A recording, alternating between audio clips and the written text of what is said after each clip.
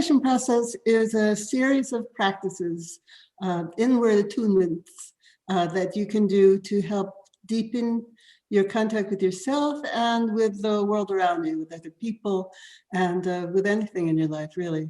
And it works mostly with inhabiting the body.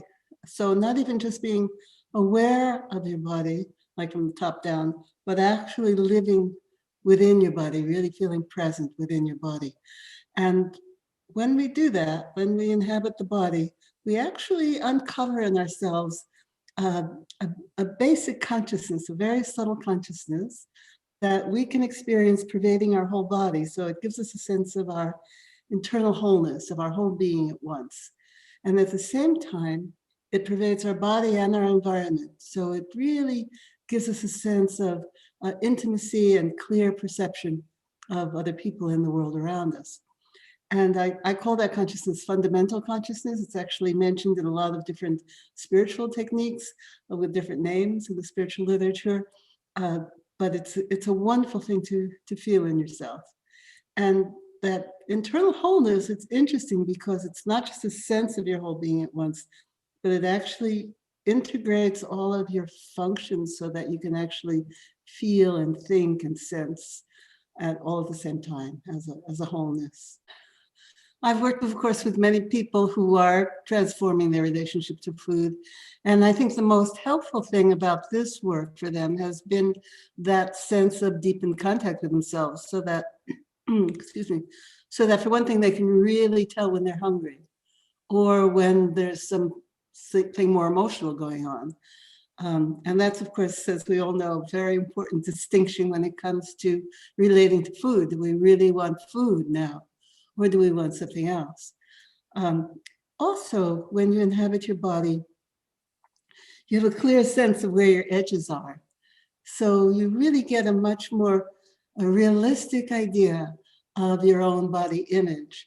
So for people who are eating too little, who feel all the time like they're fatter than they actually are, that sense of actually experiencing where they begin and end in space can be very, very helpful, to really feel their full size. For people who are carrying more weight than they would like to be carrying, it can also help to get into the very core, which is another thing we do a lot in the realization process. We get into the very core of ourselves and we feel that kind of inner strength of our core so that we don't have to make strength through the size of ourselves. And that can also be a very important transition in terms of our relation to food.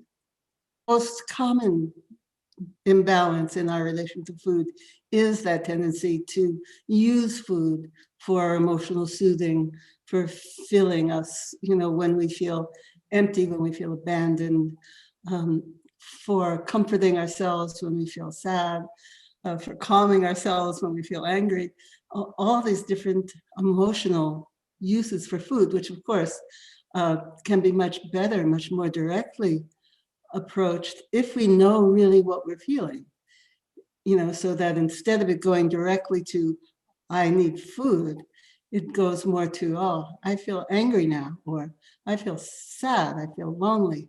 We really know what we're feeling. So when we live within our body, which is an interesting thing because you would think, where else do you live? But no, most of us live outside of our bodies. When we actually live within our body, then the specific emotion that we're feeling becomes much clearer. We really know what we're feeling. And we also know, because we're also inhabiting our organs, our stomach, so forth, we actually know when that's actually a hunger pang. I actually do need food now. So that difference becomes clearer and clearer. And the way we can then approach soothing ourselves, comforting ourselves, calming ourselves. And we have many, many options then in terms of in terms of how we address those issues rather than through food.